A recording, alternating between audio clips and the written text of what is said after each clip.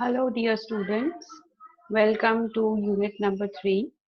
We are on the second lecture of this chapter, Managing Software Projects. We already had a brief discussion about what is software management.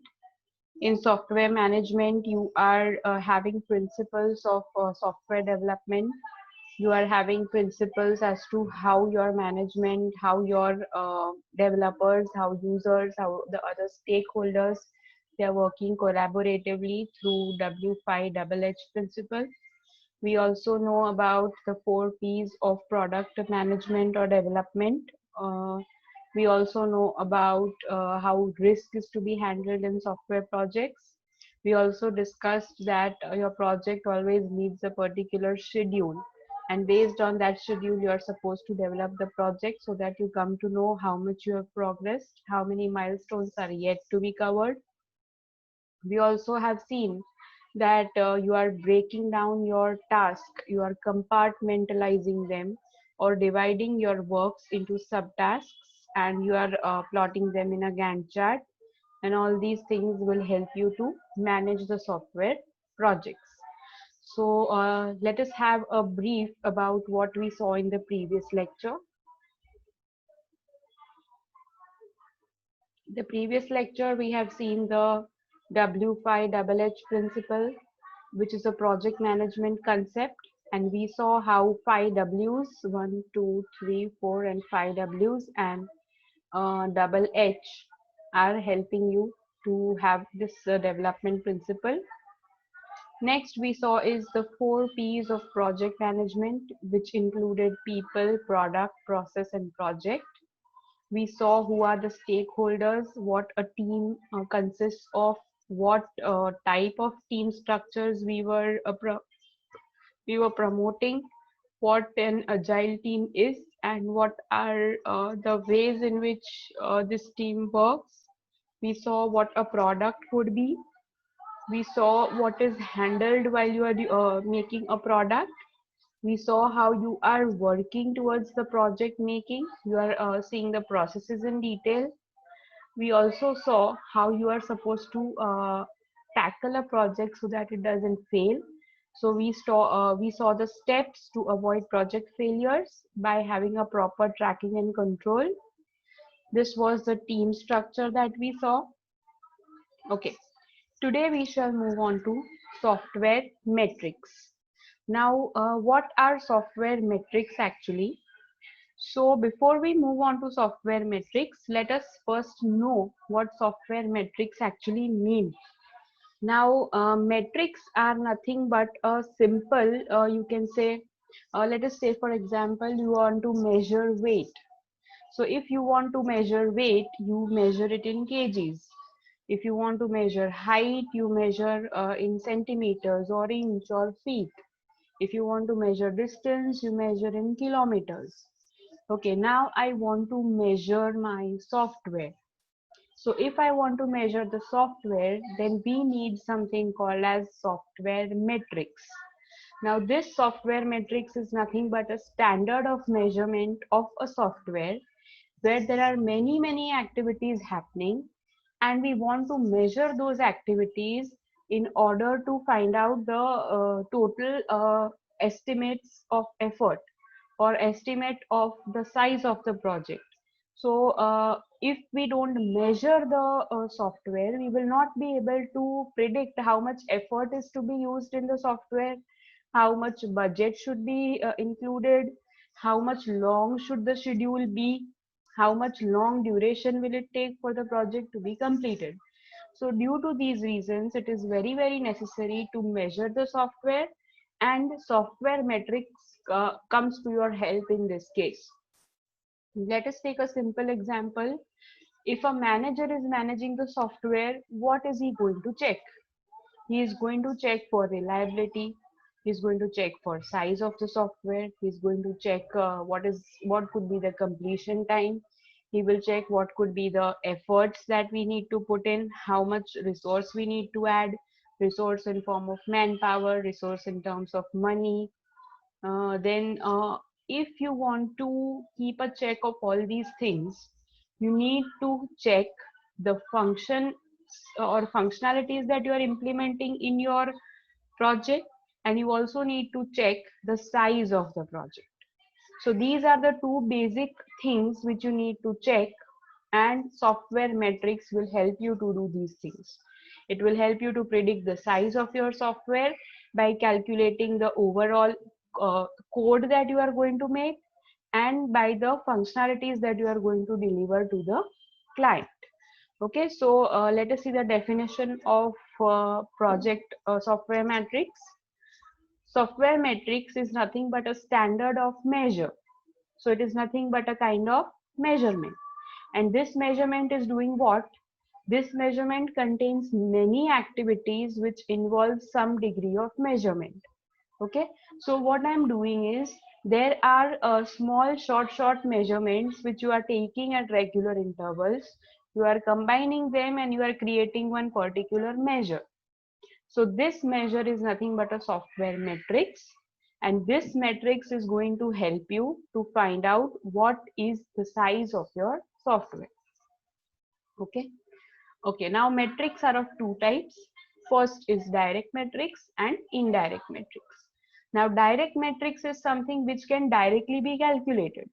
So if I'm saying that if I say the student has got 53 marks, so 53 is something which can be easily calculated, or it is a number, so it can be measured easily. Okay, so that is a direct matrix. The example of direct matrix is line of code. Now line of code means how many lines of codes you are writing in your product or your software. Let us take a simple example of your program. So if you are writing a simple program, be it C, be it Java, be it C++, be it Python, be it any language. So number of lines that you are writing in your editor is your line of code. So line of code is something which can be immediately measured. Okay, in some editors you have the line numbers written just on the start, that is on the left hand side. So that is a direct matrix.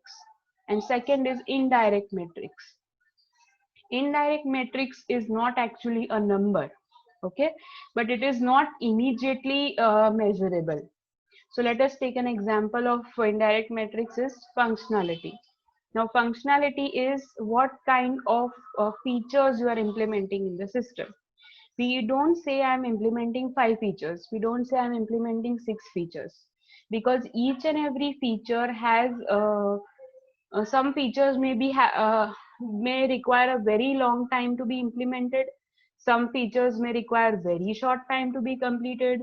So you can't consider both these functionalities as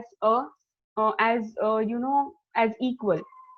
So if you are not considering them as equal, you cannot number them that there are 5 functionalities or 6 functionalities, as they are unequal. In that case, you are not immediately measuring them, and it is an indirect matrix. So you need to measure how many number of lines of code you have through direct matrix, and how many functionalities you are delivering with each and every importance of each and every functionality through the indirect matrix. Okay, so now let us move on to product matrix. Product matrix is nothing but it describes the characteristics of the product. So product is nothing but the thing that you are going to see. So what is the characteristic of the product that is being delivered to the customer? So you can see that product matrix is measure related to product, measuring activities which are related to the product. So product matrix is having size as a characteristic, because when your product is delivered, you will see how many lines of codes you have done, how many functionalities you have given. So that will decide the size of your project. Then you have complexity. How complex is the product that you are delivering? What are the design features that you are including in your product? What kind of performance your product is giving? Is the quality level, quality assurance certificate given to your product? Is your product reliable? and are all the functionalities which are asked by the user delivered in the product. So all this is going to describe, all these things are described by the product metrics. Next we move on to process metrics. Now product metrics, you have these many criterias. Now after studying all these various criterias, you can decide what kind of process you will follow to get the following product. Okay, so if you want such a product which has all these criterias very satisfactorily satisfied, then what kind of process you need to follow in order to get a good product? So that you can see here. Okay, so process is nothing but it is used to improve the development process and maintenance activity of a software. Okay, so you can say this is something which you are giving as an after service, or something which is in the life cycle of the software development.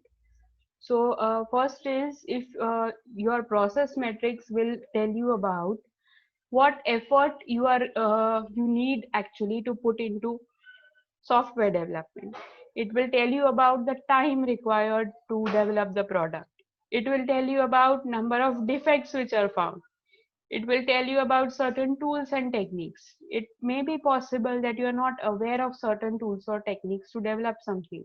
So you require some time to learn them and incorporate in the new software that you are making.